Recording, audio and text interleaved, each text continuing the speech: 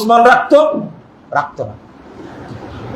আলী রাদিয়াল্লাহু আনহু কত শ্রদ্ধা করতেন আগের খলিফাদেরকে, তাই নিজের ছেলেদের নামে নাম রাখছেন কি আবু বকর, ওমর, ওসমান।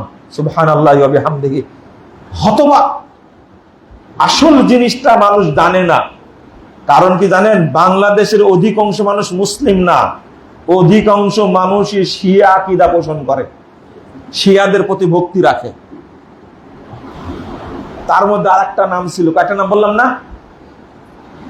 আলী আকবর, বেশি নাম আছে না? আলী আকবর। আর একটা আলী আসগার, শুনে কেমন? রুকাইয়া, কেমন মনে হচ্ছে আপনাদের কাছে? এই নামগুলো বেশি না? কারণ আমাদের আগের প্রজন্মগুলো ছিল কি শিয়া। নবাব শরফুদ্দৌলা ছিল শিয়া, ইখতিয়ারউদ্দিন মোহাম্মদ বখতিয়ার খলজি সে ছিল শিয়া। এই শিয়া দ্বারা শাসিত হয়েছে 850 বছর এই উপমহাদেশ। যার কারণে আমাদের কানিজ ফাতেমা নাম রাখি না আমরা, মোহাম্মদ আলী, মুজাফফর হুসাইন, মুকাররম হুসাইন, এই নামগুলো রাখি না? সব নামের সাথে হুসাইন, আলী, হযরত আলী, মোহাম্মদ আলী বলি না? এই 5 জনের নাম, হাসান, হুসাইন, আলী রাদিয়াল্লাহু আনহু, ফাতেমা রাদিয়াল্লাহু আনহা, এই নামগুলো দিয়ে নাম রাখি। কারণ এই অঞ্চলের মানুষ ছিল কি শিয়া শাসিত। আমরা এই শিয়াদের গন্ধ আর গায়ে রাখবো না ইনশাআল্লাহ। বলেন ইনশাআল্লাহ। রাগ করলেন আপনারা? এটা জানা লাগবে না? আর শুধু আপনারা জানবেন আর মানুষ জানবে না? তাহলে আমরা শোক পালন করব না 10ই মুহররম আনন্দ করব? আচ্ছা, হাসান রাদিয়াল্লাহু আনহুকে কে হত্যা করেছে? না,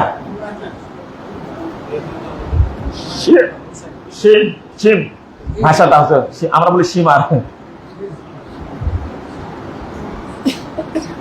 এটা হুসাইন রাদিয়াল্লাহু আনহু মারছে না। হাসানকে কে মারছে? এই তথ্যটা বলে দিন, না হলে হবে না। হাসান রাদিয়াল্লাহু আনহু বিষ খাওয়া মারাছে, তাই না? এই যে আপনি বলেছেন, কে বিষ খাওয়াইছিল? উত্তরটা দিলে খুব খুশি হব। কে বিষ খাওয়াইছিলেন?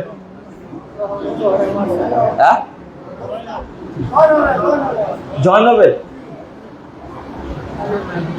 তাই না? কিছুটা নামটা আসছে, আপনি ভুলে গেছেন, নামটা মনে ছিল হয়তো, আমি ওইটাই বলবো, কিছুটা নাম আসছে আর কি। বলা হয়ে থাকে হোসাইন রাদিয়াল্লাহু আনহুকে বিষ খাওয়ায় মারছে। হোসাইন রাদিয়াল্লাহু আনহুকে হত্যা করবে উম্মত, এটা আল্লাহ রাসূল ভবিষ্যৎবাণী করে গেছেন। কিন্তু হাসান রাদিয়াল্লাহু আনহু সম্পর্কে ভবিষ্যৎবাণী করেছেন তিনি দুইটা দলের মধ্যে মীমাংসা করে দিবেন। এটা সহিহ বুখারীর হাদিস। কিন্তু হাসান রাদিয়াল্লাহু আনহুকে হত্যা করবে কেউ, এরকম কোন দলিল পাওয়া যায় না। তবে তাকে বিষ খাওয়ানো হয়েছে, কে খাওয়াইছে এই যে কথা আছে, এই কথাগুলো সঠিক না, এগুলো সব শিয়াদের কথা। সেটা হলো কি জানেন? মূল ঘটনা, এটা মারাত্মক একটা ঘটনা, এত বড় মিথ্যা কথা। হাসান রাদিয়াল্লাহু আনহুর স্ত্রী, তার নাম হলো জাদা বিনতে আশআস। আপনারা বলেন জায়দা, এই এতক্ষণ নামটা আসলো, উনি বলে জয়নব বলছেন, জায়দা।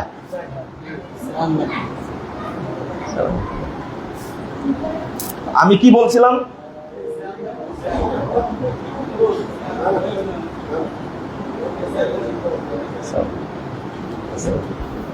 বসেন, একটা চেয়ার দেব গো। কি বলছিলাম? তাহলে হাসান রাদিয়াল্লাহু আনহুর স্ত্রীর নাম কি ছিল? বলছেন জায়দা। এই জায়দা নামটা বেশি আছে না? আসলে শব্দ হলো জাদা বিনতু আশআস। দুইটা কথা। মুয়াবিয়া রাদিয়াল্লাহু আনহু একজন সাহাবী, তার নাম মিথ্যাচার। এই জায়দাকে প্রস্তাব দিল, তুমি হাসানকে বিষ খা মারা ফেলে দাও, ও মারা গেলে আমি তোমাকে বিয়ে করব।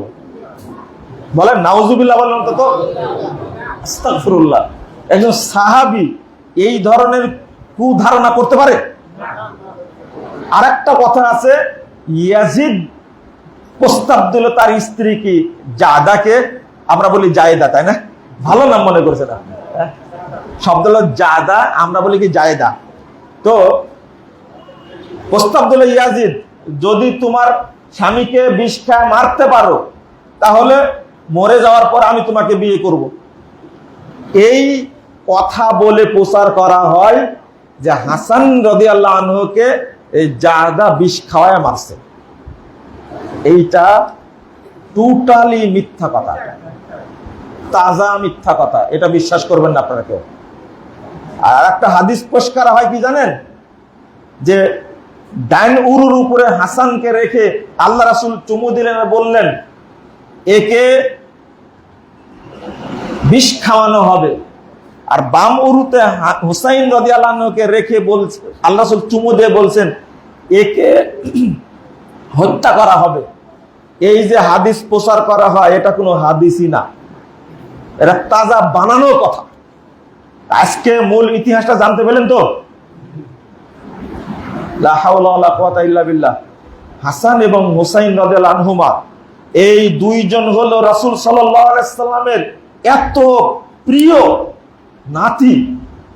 রাসূল সাল্লাল্লাহু আলাইহি সাল্লাম বুঝতে পারতেন তাদের গায়ে জান্নাতে সুগন্ধি ছিল। সুবহানাল্লাহ, তাদের শরীরে কি ছিল? সুগন্ধি ছিল। দেখেন শিয়ারা তাকে কেন মেরেছে। রাসূল সাল্লাল্লাহু আলাইহি ওয়াসাল্লাম বলছেন, মেম্বারে খুতবা দিচ্ছেন, মেম্বারে বসে আলোচনা করছেন, ওই মুহূর্তে যদি পাশে চলে আসে আল্লাহ রাসূলের নাকে ঘ্রাণ আসতো, বলতেন সাহাবীরা বলতেন দেখো তো হাসান হুসাইন মনে হয় আসছে, দেখে নিয়ে আসো। দেখতে পাতেন না কিন্তু কি নাকে ঘ্রাণ পেতেন, আসতেন। একটা হাদিস বর্ণিত হয়েছে 4773 নম্বর হাদিস, মুস্তাদরাক হাকিমের মধ্যে এসেছে। রাসূল সাল্লাল্লাহু আলাইহি ওয়াসাল্লাম একদিন সেজদায় গেছেন, যাওয়ার পরে সেজদা থেকে আর মাথা উঠান না, সেজদা দিয়ে আছে। অনেক পরে সেজদা থেকে মাথা যখন উঠালেন, সালাম ফিরালেন, সাহাবীরা জিজ্ঞেস করলেন সালাতের মধ্যে আজকে কি ঘটলো, এতক্ষণ সেজদায় থাকলেন, প্রশ্ন করলেন কোনো কি নতুন ঘটনা ঘটেছে, আপনি কি অসুস্থ হয়ে গেলেন, নাকি আপনার উপর ওহী নাজিল হচ্ছিল? রাসূল সাল্লাল্লাহু আলাইহি ওয়াসাল্লাম বললেন কিছুই হয়নি। ইরতাহালানি, আমার সন্তান, আল্লাহু আকবার, হাসান কিংবা হুসাইন আমার ঘাড়ের উপরে, পিঠের উপরে বসেছিল, হাত্তা ইয়াকদা হাজাতাহ, ওই বসে যতক্ষণ সে আনন্দ করছেন, দরকার ছিল আনন্দ পাওয়ার, ততক্ষণ সে আনন্দ করে যখন নেমে গেছে তখন আমি সেজদা থেকে মাথা উঠেছি। কত ভালোবাসতেন বলেন তো দেখি, কত ভালোবাসতেন। সেই হুসাইনকে হত্যা করেছে এই দিনে। শুধু তাই না, আলী রাদিয়াল্লাহু আনহুর আরো 4 জন সন্তানকে কারবালার ময়দানে হত্যা করা হয়, 4 জনকে হত্যা করা হয়। সেটা হলো জুবায়ের, আর একজন হলেন তালহা, নাম কি ভুলে গেলাম আমি, নামটা বলে দিই। আব্বাস একজন, কয়জন হলেন? 3 জন হলেন, তাই না? হ্যাঁ বলে দিই, আব্বাস, জুবায়ের না, জাফর, আব্বাস, জাফর, আব্দুল্লাহ এবং উসমান, 4 জনই সেখানে শরীক হয়েছিলেন। আলী রাদিয়াল্লাহু আনহুর ছেলে 4 জন, আর একজনকে হুসাইন, কয়জন হলো? 5 জন শরীক হয়েছিলেন। তার মধ্যে সেখানে 4 জনই শহীদ হন। শুধু শুনতে পাই কে হয়েছে? হুসাইন হয়েছে। আর বাকি 4 জন, বাকি 3 জন কি হলো? ওরা সন্তান না, শুধু বেঁচে ছিলেন আব্বাস রাদিয়াল্লাহু আনহু। শুধু আব্বাস বেঁচে ছিলেন, আল্লাহ তাকে বাঁচায় রাখছিলেন 86 বছর কি 85 বছর বাঁচায় রাখছিলেন এই আব্বাসকে। কেন বাঁচায় রাখলেন? আলেমগণ বলছেন ওই কারবালার ইতিহাস যেন মানুষের সামনে প্রকাশ করে দিতে পারে, এই জন্য আল্লাহ তাকে এতদিন বয়স দিয়েছিলেন। আমরা ভুলে গেছি। যাক, আমি আর কথা বলাবো না, এই পর্যন্তই। আপনাদের ইফতারের ব্যবস্থা করা আছে, আমি শুধু কয়েকটা কথা এখানে বলতে চাই। বাংলাদেশ আহলে হাদিস তাবলীগ ইসলাম 1981 সাল থেকে নিয়ে ধানীখোলা কেন্দ্রিক পরিচালিত হচ্ছে, বলুন আলহামদুলিল্লাহ। 43টা ইজতেমা পরিচালিত হয়েছে সুন্দরভাবে, তাই না? আমি আসার কারণে নাকি ইজতেমার বেশি ক্ষতি হচ্ছে, তাই না? হ্যাঁ, যদি ক্ষতি হয় তাহলে আমি কি কখনো আপত্তি করেছি? আমি এখনো বলি যে আমি খুব দুর্বল মানুষ, আমাকে নিয়ে আপনারা টানাটানি না করে একজন যোগ্য মানুষকে দিয়ে এই কাফেলা চালান। আমি যেভাবে সহযোগিতা করি ওইভাবেই করবো ইনশাআল্লাহ। আগে থেকে করেছি, এখনো করবো ইনশাআল্লাহ। এটা শুনলেন আপনারা? আমি আজকেও বলছি, কিন্তু আমি চাই যে এই সালাফি দাওয়াত, এই কোরআন সুন্নাহর দাওয়াতটা, সহি দাওয়াতটা যেন মানুষের সারা বাংলাদেশের প্রত্যেকটি ঘরে ঘরে পৌঁছে যায়। যদি আমার দ্বারা না হয়, তার একজন দরকার হবে না? কিন্তু এটাও ঠিক, কিন্তু এই দাওয়াত ক্ষতিগ্রস্ত হোক, কেউ বাধা দান করুক, এইটা কখনো আমি মেনে নিব না। এটা হতে পারে না। কারণ মানুষ আজ আছে কাল চলে যাবে, কিন্তু দাওয়াত থাকবে কিয়ামত পর্যন্ত, তাই না? আপনি মসজিদের সভাপতি, আপনার কিসের বড়াই? মসজিদ থাকবে, আমি আপনি কি আল্লাহর সামনে যাব না? তাহলে আমার তো এখানে বড়াই নাই। এই ধানীখোলা থেকেই যাবে, এই মিলন সমাজ মাঠের ইজতেমা চলতেই থাকবে, আমি চলে যাব, কিন্তু আমি কখনো বদনাম নিয়ে যেতে চাই না, সুনাম নিয়ে যেতে চাই। কথা বুঝেননি? একটা বিষয় আমি প্রায় এই বক্তব্যটা দিই যে মুসলিম ঐক্য এবং তার উপকার, তার ফলাফল। ঐক্যবদ্ধ থাকলে উপকারটা কি, আর আপনি যদি মনে করেন বিচ্ছিন্ন থাকবেন, বিচ্ছিন্ন হবেন, তাহলে অবস্থাটা কি হবে এটা বুঝেন না? আল্লাহ রাব্বুল আলামিন বলছেন, ইয়াউমা তাবিয়াদ্দু বুজুহুম ওয়া তাসওয়াদ্দু বুজুহ ফাআম্মাল্লাযীনা আসওয়াদ্দাত বুজুহুহুম আকাফারতুম বা'দা ঈমানিকুম ফাযূকুল আযাবা বিমা কুনতুম তাকফুরুন।